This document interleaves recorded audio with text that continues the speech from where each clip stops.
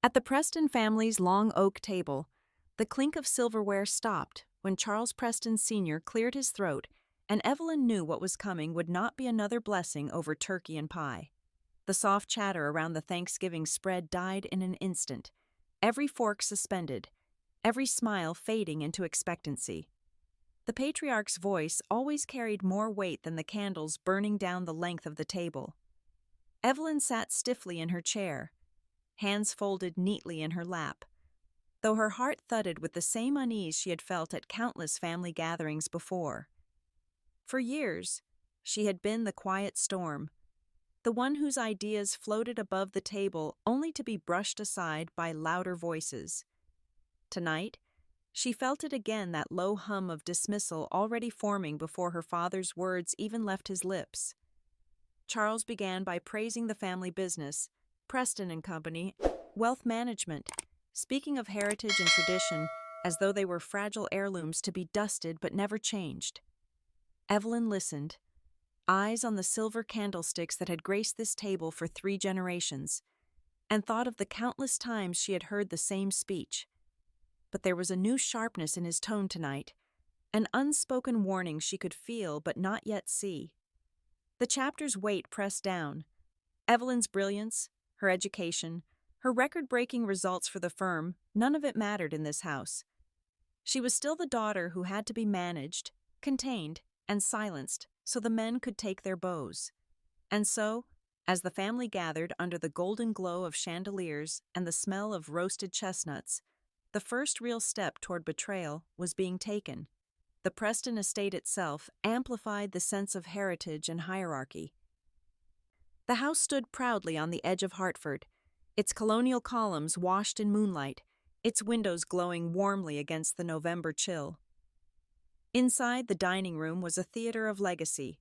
Portraits of stern-faced ancestors lined the walls.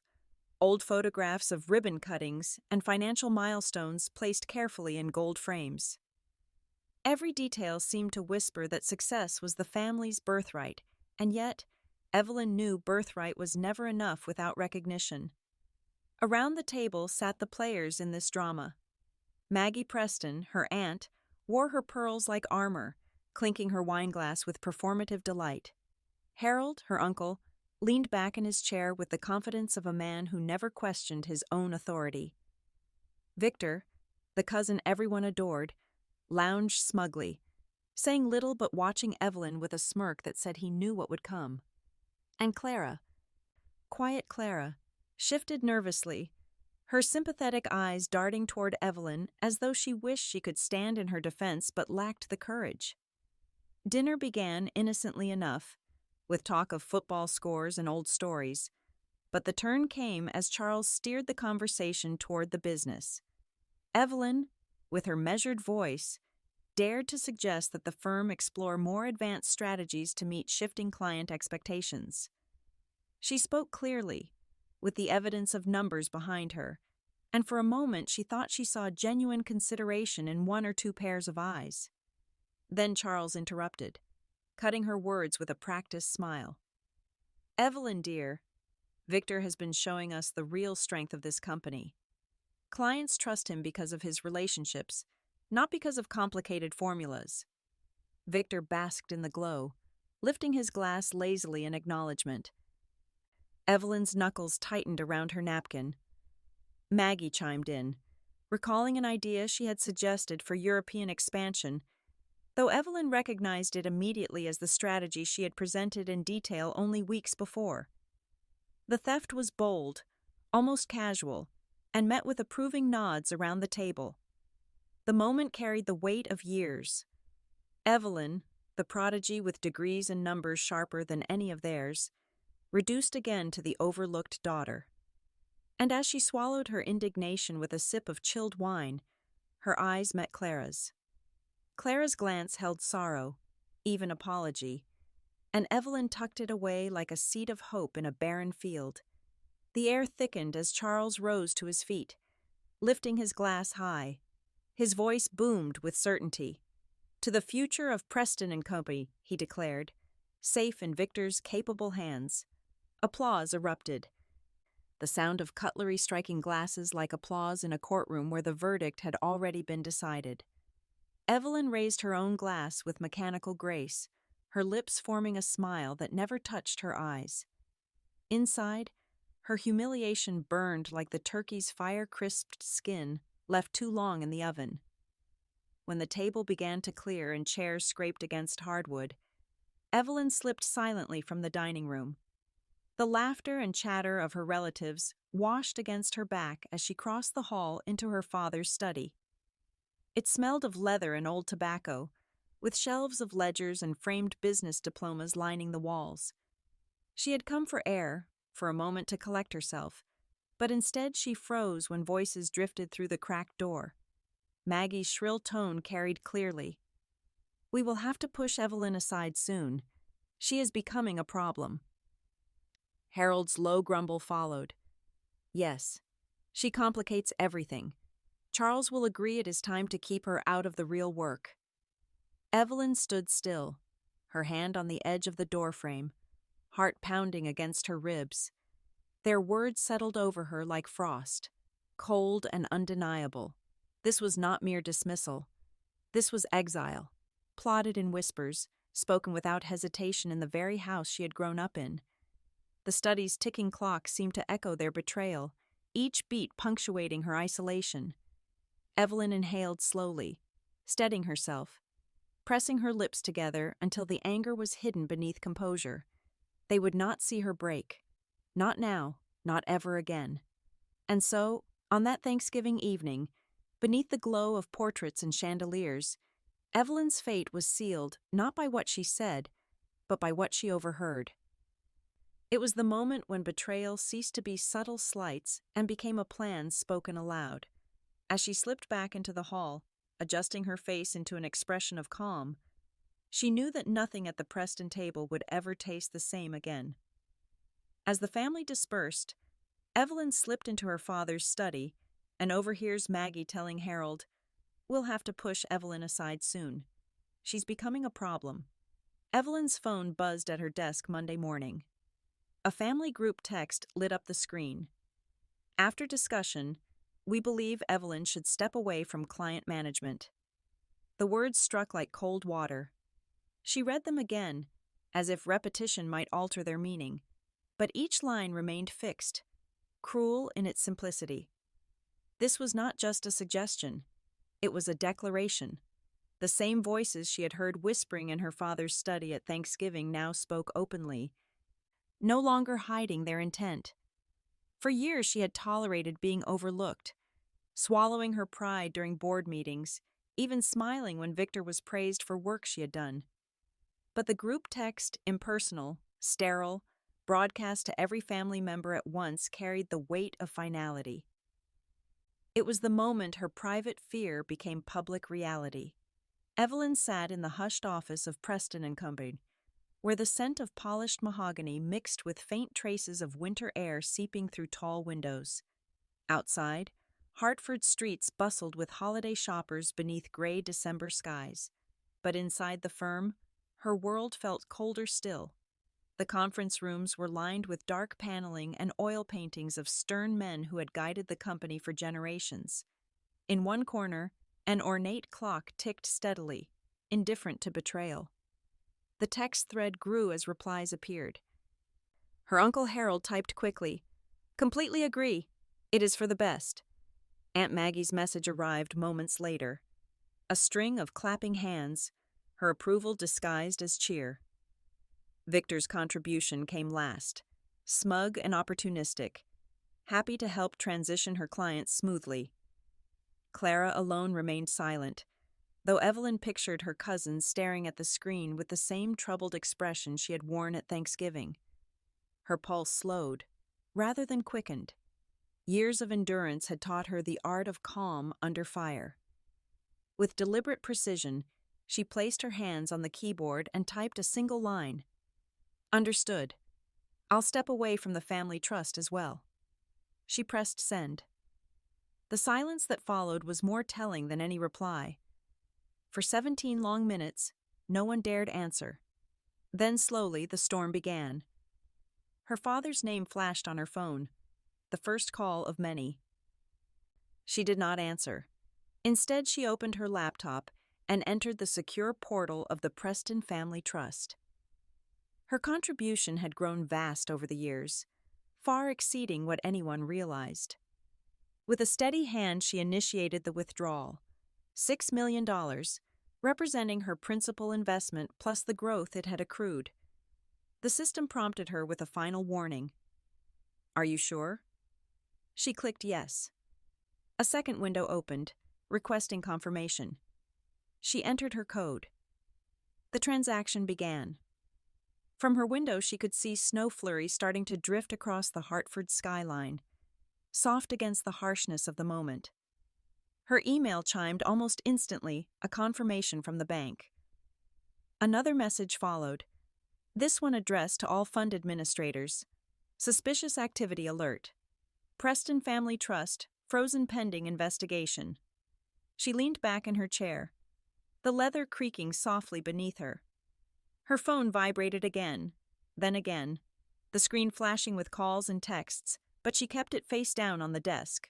Outside her office door, she could hear Victor's laugh echoing down the hall.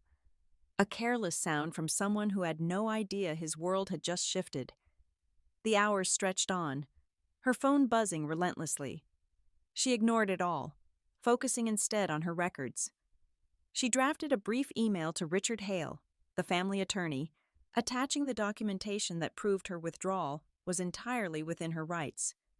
She blind copied herself to a private account, locking the evidence away. By mid-afternoon, her voicemail inbox was full. Charles's voice crackled through in one. "Evelyn, what have you done? This isn't how we solve problems. Call me back immediately." Another followed minutes later, sharper, angrier. "This is unacceptable. Whatever point you think you are making, it will cost us dearly. Call me now." Evelyn closed her laptop with a gentle click, as if sealing the moment. She gathered her coat and scarf, walked past Victor's office without a glance, and stepped into the cold December air. The city buzzed with life, but she felt cocooned in silence, her decision echoing inside her like the toll of a bell. At home that evening, the brownstone felt warmer than ever. She lit a fire in the hearth, brewed a pot of tea, and sat by the window as snow dusted the city streets. Her phone, silenced but glowing with notifications, lay untouched beside her. She opened a folder of old photographs instead, childhood holidays, family gatherings, faces smiling in moments that now seemed like illusions. She traced one picture with her fingertip, her father's hand resting on her shoulder when she was no older than 10. She had once believed that hand would guide her, not cast her aside. Her thoughts wandered to Clara, the only cousin who had never joined in the chorus of dismissal. She wondered what Clara was thinking now, whether she would remain silent or finally step forward. In the crackle of the fire, Evelyn imagined a different kind of family, one built on respect rather than hierarchy, one where loyalty was earned, not demanded. But imagination gave way to reality as the first true consequence appeared on her screen. A notification from the bank's secure server confirmed what she already knew.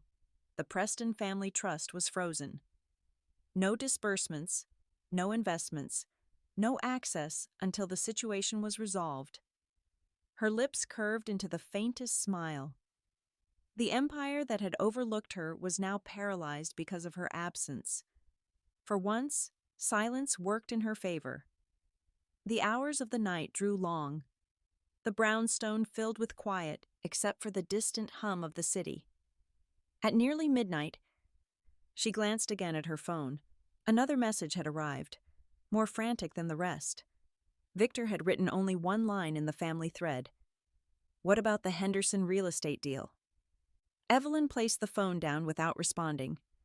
The snow outside thickened, blanketing Hartford in white. She rose, checked the locks on her doors, and returned to the fire, her calm unbroken.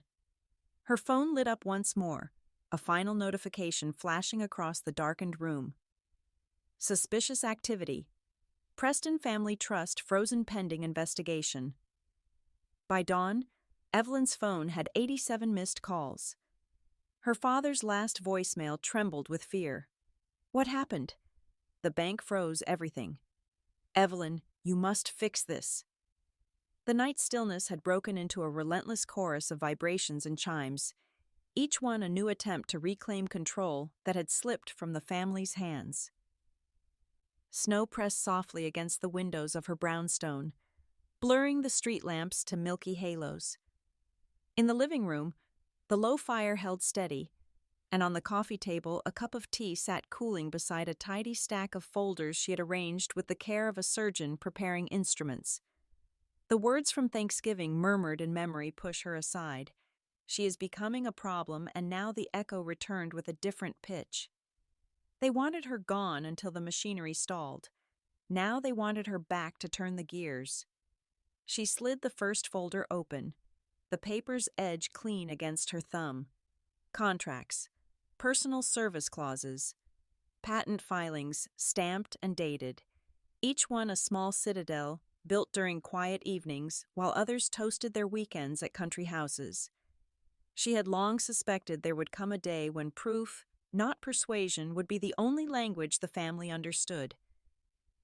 If the group message had been their verdict, this morning began her appeal. Outside, Hartford's historic streets hushed under fresh snow. Inside, the brownstone breathed domestic calm, the faint fragrance of cinnamon from a candle she had lit at dusk, the whisper of the furnace coming alive and settling again, the clock's patient heartbeat on the mantel. She let the morning occupy its own time, refusing to let panic make decisions for her. Calm is a kind of power, she thought. Hearing the first voicemail again, anger cracking, then fear peeking through at the edges of her father's voice. Messages from Aunt Maggie arrived in florid paragraphs. Family is a promise, sweetheart. We all say things we do not mean. Come back to the table. She spoke the words aloud, not in mockery, but as if testing them in the air. Family is a promise, so long as you never exceed your assigned place. Uncle Harold wrote bluntly and without punctuation, as though urgency absolved him of courtesy. Call me at once, this is sabotage. Victor was shorter still. Henderson deal. We need access. Those 3 words, she knew, contained the pressure of months of planning and the raw panic of imminent failure. The phone buzzed again. A number she recognized, yet had not seen in years, appeared on the screen. Sophia Lane. Evelyn answered on the second ring. Tell me you are having a restful morning, Sophia said, dry amusement under her voice.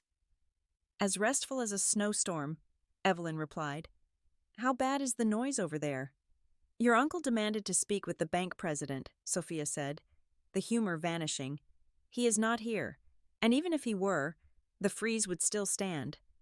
Large, sudden withdrawals trigger a review automatically. You know this, of course. I do, Evelyn said. And I have already uploaded documentation that covers my rights under the trust agreement. I saw it, Sophia said, thorough as ever. It will resolve after verification. Monday at the earliest. I cannot say that on the record, but you did nothing outside policy. The reassurance warm as tea, Evelyn let silence hang a beat. Thank you, she said, and meant it. I should also say, Sophia added, lowering her voice, your father has offered 3 different explanations to 3 different departments. It is untidy. Evelyn pictured it. The patriarch, pacing in a suit that did not quite sit right without the comfort of authority, phrases sharpened by habit softening under pressure. It will get tidier, she said. Soon. They ended the call with the comfort of old classmates who had grown into their own lives and found each other on a strange day. The snow at the window deepened. She turned back to the folders. The second stack contained strategy notes she alone understood the architecture behind the returns that had made the family business look unshakable. The third held letters from clients addressed to her by name, lines of trust set down in discreet ink. Near noon, a text arrived, brief and unadorned. I'm proud of you for holding your ground. Clara. The words were a hand pressed quietly to the shoulder in a crowded room. Evelyn typed only, "Thank you" in return. She did not invite confidences, did not ask Clara to take a side. Some loyalties bloom slowly in cold air. As the day folded into afternoon, the voicemails shifted from condemnation to pleading. In one, Charles tried reason. "We are a family that solves problems in private. You have made this public by involving the bank. Come back to the office and we can start over." In another, fatigue edged his tone. "I do not understand the legal terms, but they tell me you can undo this if you want to." In the last recorded as the winter light sank came a hesitance she had never heard from him. "Tell me what you need." What she needed, Evelyn thought, was for the truth to stand without her raising her voice. For years she had waited at doors someone else opened. Now she held the key. She rose, stretched the stiffness from her shoulders, and refreshed the tea. The cinnamon candle had burned down an inch. The house felt like a sanctuary reclaimed. Evening draped itself over the city.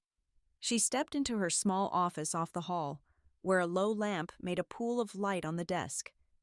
She opened a final folder, the one marked with a simple letter E.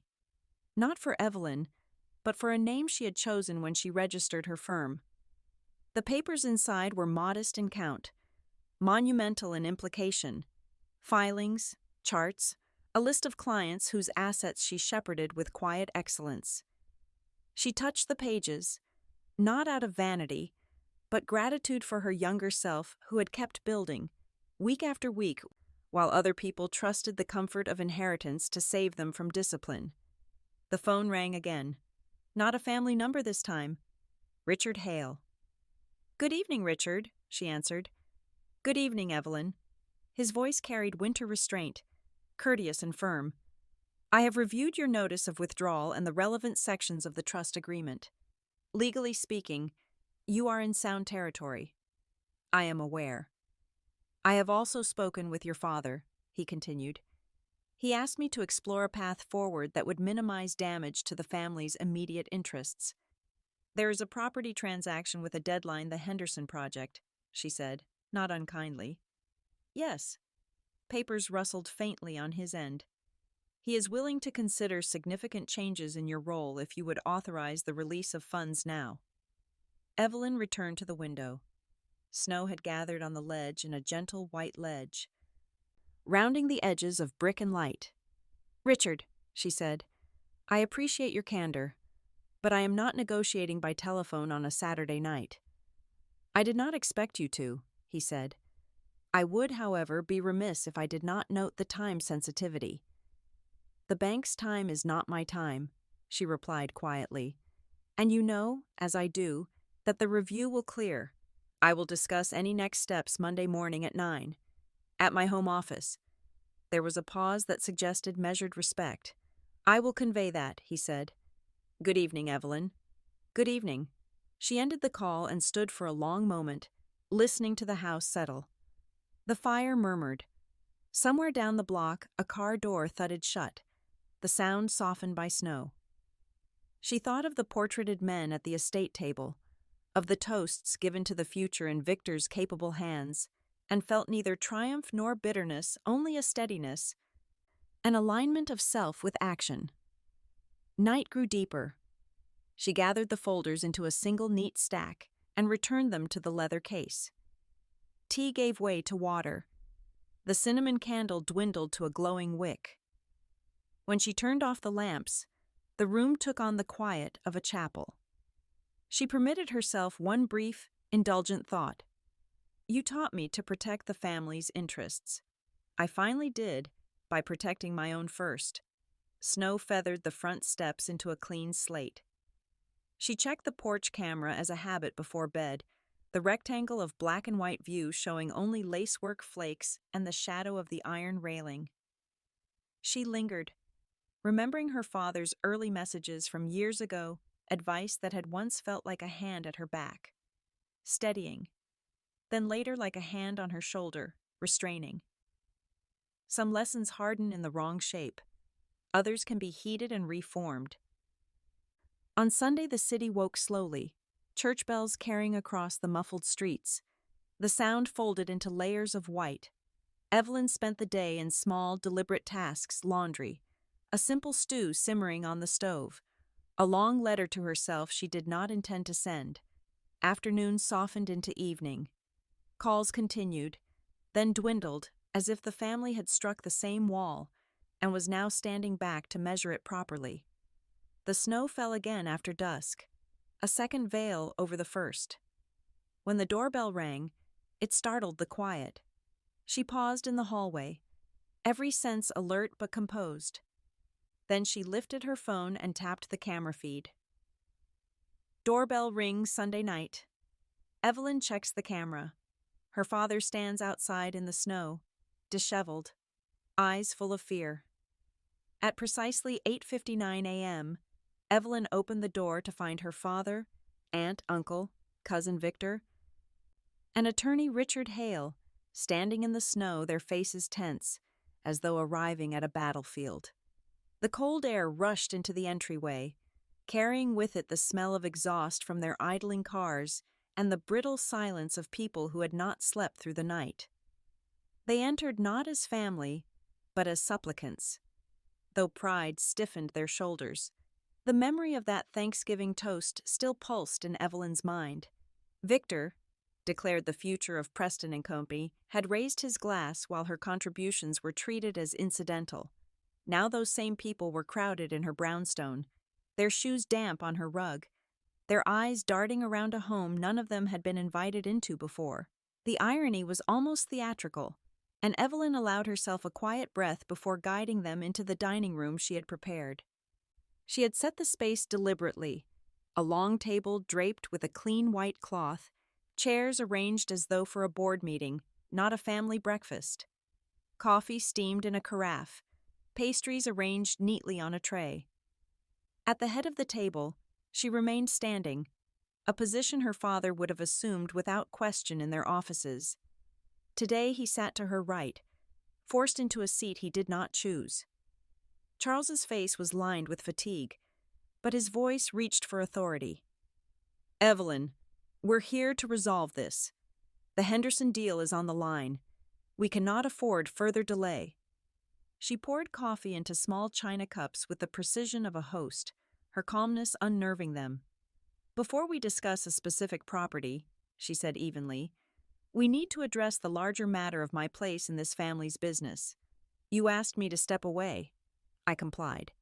Harold slammed his palm against the table, rattling the cups. "This is absurd. You are holding us hostage over a bruised ego." Maggie leaned forward, pearls glinting as she softened her tone. "Darling, you know that message wasn't meant to be harsh. It was a first step in a longer conversation." "The retreat I was not invited to?" Evelyn asked, her voice calm but cold. Maggie blinked, caught in her own false sweetness. Victor shifted uncomfortably, his arrogance tempered by desperation. "Look, Evelyn, feelings aside, we need liquidity for Henderson. Without it, months of work collapse. You can't seriously want that." She let the silence stretch. Their eyes shifted toward her, impatient and pleading at once. Finally, she placed her hands on the table. "I am prepared to wire $5 million back to the trust today," she said, "enough to cover the Henderson down payment with a buffer. But it will not be a gift. It will be structured as a loan with interest, under standard terms." Maggie gasped softly. Charles's mouth tightened. Harold muttered something about extortion. Evelyn remained steady. "You taught me this was business. Business requires clarity and fairness. I am offering market-rate financing under extraordinary time pressure. Any other lender would charge far more." Richard Hale, who had remained quiet until now, adjusted his glasses. "She is correct. It is a reasonable offer under the circumstances." The room wavered between outrage and reluctant understanding. Charles stared at her, pride and fear colliding in his eyes. "And what happens after Henderson? Do you return to your role, to the family?" "That," Evelyn said, "is a separate discussion. For today we address Henderson. My future with Preston and Company will require new terms entirely." The weight of her words pressed against the table. Heavy as the ledgers their grandfather once kept by hand. They shifted in their seats, processing what it meant to lose her entirely. For years, they had dismissed her as background, yet today their empire trembled on the strength of her choices. Evelyn reached into her leather case and drew out a thin folder. She slid it across to Richard, who opened it and began to read. Inside were patent filings, contracts, independent documents that bore her name alone. Maggie craned her neck to see, confusion sharpening into alarm. Harold frowned deeply. Charles's face paled. The air tightened, the silence no longer one of power, but of dawning realization. For a moment, no one spoke.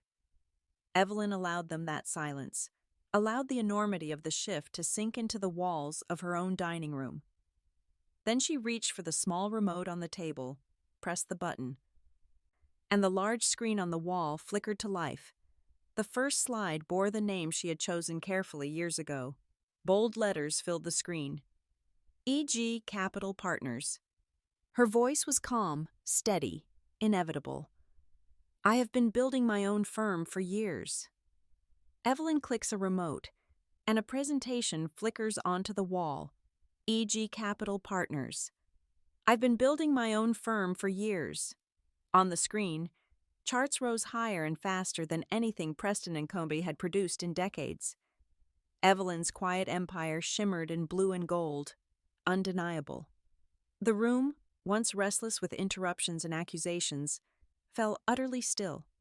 The only sound was the low hum of the projector as it bathed her dining room wall in figures that spoke with more authority than any voice at the table. Not long ago, her father had toasted Victor as the future of the firm. Evelyn felt the sting of that memory like a bruise beneath the skin. Yet here it was proof that while they had dismissed her, she had outperformed them all. The numbers on the screen were not just numbers, they were verdicts. The chapter's goal pressed forward with clarity. She would show them what she had built in the shadows, forcing them to see her not as a burden, but as a force. The dining room smelled faintly of brewed coffee and pastry sugar, but no one touched their cups or plates. Charles sat stiff, his jaw set but his eyes betraying uncertainty. Maggie twisted her pearls nervously, her charm faltering. Harold leaned forward with a scowl, his voice thick with disbelief. Victor, pale beneath his confident posture, tapped his foot under the table like a nervous metronome. Richard Hale read carefully through the folder she had handed him, his brow furrowed but his tone calm. Evelyn moved to the next slide. 17% average annual returns, she said, compared to Preston & Company's 9. The chart spoke for itself, 2 lines, one climbing steadily, the other struggling to keep pace. This is fabricated, Harold snapped, though his voice wavered. It is documented, Evelyn corrected. She placed another folder before Richard, who nodded as he flipped through. All verified by independent auditors. Maggie leaned forward, attempting her old role of the sympathetic matriarch. Darling, none of us doubt you are talented. We've always said so. Evelyn met her gaze, cool and unwavering. No, you've always said I make things complicated. You've said my strategies are confusing. You've praised Victor while using my work. Maggie sat back, her lips pressed thin. The next slide displayed names discreetly masked but familiar enough to anyone in the room who knew the city's circles. These are my private clients, Evelyn explained. 27 in total, $400 million under management. Not one of them is a current Preston & Company client. Victor's composure cracked. You've been competing with us. Evelyn turned to him, her voice as sharp as glass. No, I have honored every clause in my contract. I did not solicit from Preston & Co. These are relationships I built independently. Evenings, weekends, holidays. While you were entertaining yourself, I was building this. The room absorbed her words in silence. Only the fire in the next room cracked softly. Then Evelyn drew out the stack of contracts marked with ribbons. She placed them before Richard. 17 of our firm's clients have personal service agreements with me. That means if I leave, they have the right to follow me. Together, they represent $230 million in assets. Richard skimmed the documents, then spoke with quiet gravity. These are standard clauses. Binding. She is correct. Victor paled. Maggie's pearls clinked as her hands trembled slightly. Harold muttered something under his breath, unwilling to meet Evelyn's eyes. Charles looked at her finally, no longer with the dismissive glance of a father correcting a daughter, but with the strained attention of a man confronted with something he could neither deny nor control. His hand, always steady at the head of a boardroom, shook slightly as he set his coffee cup down. The silence stretched. Evelyn let them feel it, let the weight of her empire press down on them as surely as the walls of her brownstone pressed against the winter outside. It was Charles who broke the quiet at last. His voice was lower than she had ever heard it, stripped of certainty. "What do you want, Evelyn?" Evelyn replies, "I want a new structure or I walk away, and clients walk with me." The family had come to dictate terms. Instead, they sat in Evelyn's home, signing papers she had authored. The morning light filtered through tall windows, casting long pale rectangles across the table where pens scratched on contracts, each stroke eroding the old order they had clung to for so long. For years she had carried the memory of being silenced in boardrooms, of her ideas dismissed, of her father's pen tapping impatiently while Victor paraded half-baked notions. Now the balance was reversed. They waited for her approval, their futures balanced on the signature she held in her hand. The betrayal that had once cut her had forged its own remedy, and now justice demanded form. The chapter's purpose unfolded with steady inevitability. Evelyn would seize recognition, reshape the family structure, and leave them no room to mistake her value again. The final negotiation was held not at the brownstone, but at a private dining room in an upscale Boston restaurant, a choice Evelyn made deliberately.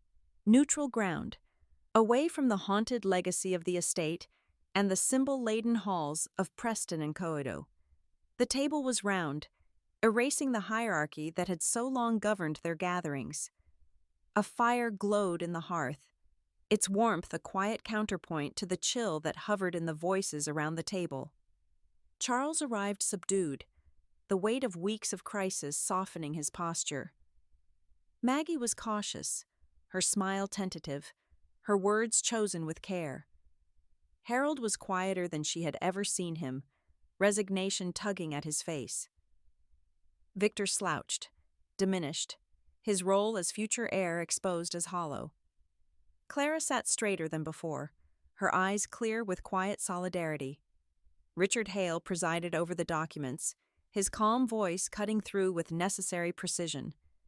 Evelyn outlined the terms: a new division, Preston Capital Management, under her leadership as president and chief executive officer. Voting rights in the family trust would be tied to proportional contribution, not blind equality. Succession would be determined by merit, not birth order or favoritism. Her patents and intellectual property would remain exclusively hers, though the firm could license them under structured agreements. The progression of the chapter carried each beat like the slow toll of a bell. Charles resisted first, murmuring about family unity. Evelyn reminded him how unity had been invoked to silence her, never to empower her. Maggie spoke next, trying to drape herself in sisterhood and feminine solidarity, but Evelyn's gaze stripped her pretense bare. Harold muttered about betrayal, only to be hushed by Charles himself, a reversal Evelyn absorbed with silent satisfaction. Victor attempted a protest about clients, about image, about tradition, but his father silenced him with a firm word. It was the first time Evelyn had seen Charles cut off his golden boy, and it told her more than any document could about the new balance of power. The climax came when Charles lifted the pen. His hand hovered above the paper, trembling slightly. "Your grandfather valued results above everything," he said, voice softer than she had ever heard it. He would have been proud. Then he pressed the ink to paper, sealing the new order. The sound was faint, But to Evelyn it thundered like a gavel. One by one, the others followed, Richard guiding them through each signature. Evelyn signed last, her hand steady, her name a declaration that could no longer be erased. As the meeting adjourned, Charles lingered, studying his daughter with eyes shaded by regret. For once, there was no condescension, no dismissal, only a recognition that had come too late to be tender, but was at least honest. Evelyn folded her copy of the agreement into her leather case, the weight of paper lighter than the burden she had carried for years. She stepped out into the Boston night, the cold air sharp in her lungs, Clara at her side. The streets glistened with frost beneath the glow of street lamps. Evelyn's voice, low and certain, carried beyond the restaurant doors. Respect isn't given sometimes, it must be claimed. And once claimed, it cannot be taken back. The story of Evelyn Grace Preston closes not with silence, but with a deep echo that lingers in the heart long after the last page turns. It is a tale of betrayal wrapped in the comfort of family rituals, a story where the warm glow of Thanksgiving candles concealed cold whispers of exile. What began as dismissal around the dinner table grew into open betrayal, spoken bluntly in group texts and whispered in corridors. And yet, within the shadows of that betrayal, Evelyn discovered a truth more enduring than any inheritance or legacy. Respect cannot be given freely. It must be claimed by those who have earned it. She walked the lonely path from humiliation to justice, carrying the weight of silence until silence itself became her weapon. For every time she was told her ideas were too complicated, for every moment her voice was softened or erased, she gathered evidence of her worth. When her family pushed her aside, she stepped not into emptiness, but into her own strength, built over years of late nights, quiet sacrifices, and a refusal to let their blindness define her.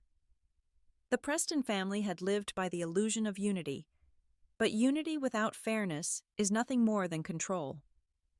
When Evelyn withdrew her share of the family trust, she pulled back the curtain on a truth they had long denied. Their empire balanced on her contribution. Their stability depended on her brilliance.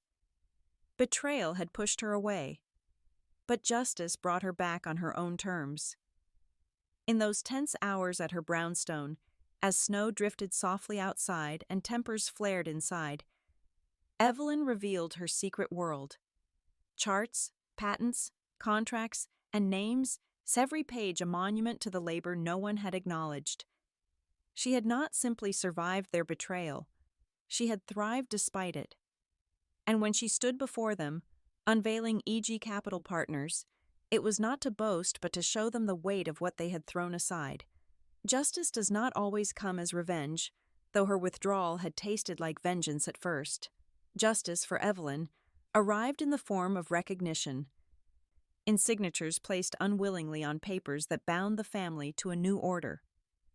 Her father, once unshakable in his dismissals, finally bent beneath the truth, admitting with weary eyes that her grandfather would have been proud.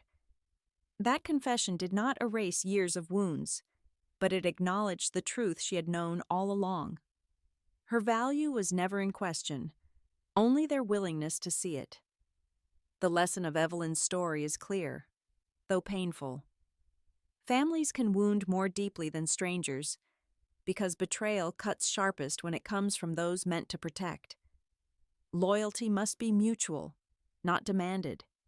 Inheritance is not only money or property, it is respect, legacy, the handing down of dignity. When these things are denied, justice must rise to reclaim them. Philosophy remains. True family is not proven by shared names or bloodlines, but by the respect we give and the loyalty we keep. Evelyn's journey also reminds us that patience is not weakness. She endured years of silence, knowing her worth would one day be undeniable. When the time came, she did not shout, nor did she seek to destroy for the sake of destruction. She negotiated, demanded fairness, and built a structure that could outlast her father's pride and her cousin's vanity.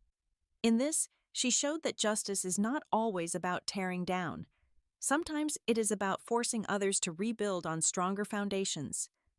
Generational conflict will always exist, for the old guard clings to tradition while the new seeks evolution. But as Evelyn's father finally realized, the best legacy is not preservation, it is evolution. It is having the courage to admit that what was once enough may no longer serve. Pride resists this truth, but survival requires it. Evelyn embodied that evolution, and in doing so, she saved not only herself, but the very business that had dismissed her. For older listeners, her story resonates with nostalgia for what family should mean, contrasted with the hard reality of what it too often becomes. We remember family dinners where laughter was meant to hold us together, even as unspoken resentments brewed beneath the surface. We know the sting of being overlooked, the bitterness of favoritism, the silence of unacknowledged effort. Evelyn's victory speaks to all who have carried those burdens quietly, waiting for the moment when their truth would shine. And for those who wonder if justice is possible within a family scarred by betrayal, Evelyn's tale offers hope. Justice came not as a perfect reconciliation, but as a rebalancing. She gained not only a voice, but authority, not only survival, but respect. She did not destroy her family, she forced them to see her, and in seeing her, to change. That is a kind of redemption, even if it arrived wrapped in cold legality rather than warm embrace. As the Preston family left that restaurant, humbled and subdued, Evelyn walked into the winter night with Clara at her side. Their breath hung in the air, white against the black sky, symbolic of a new clarity. For Clara, it was inspiration to break free of her own chains. For Evelyn, it was the peace of knowing she had claimed her worth. Respect, once denied, had been wrestled into existence, and no one could take it away again. This story is a reminder to all of us. When betrayal comes from within, it is not the end. It can be the beginning of a new chapter where justice is written in our own hand. It tells us that silence can hold power, that patience can prepare the ground for triumph, and that loyalty without respect is no loyalty at all. So as you close this story, ask yourself, have you ever been overlooked, betrayed, or silenced in the place where you most expected loyalty? If so, remember Evelyn. Remember that dignity is not theirs to give, but yours to claim. And when the time comes, stand firm, for once claimed, it can never again be stolen. If this story touched you, if you felt the pulse of betrayal and the warmth of justice, then leave it number 1 in the comments. And do not forget subscribe to our channel to hear the next story of families torn by secrets, healed by justice, and defined by the courage to claim their truth.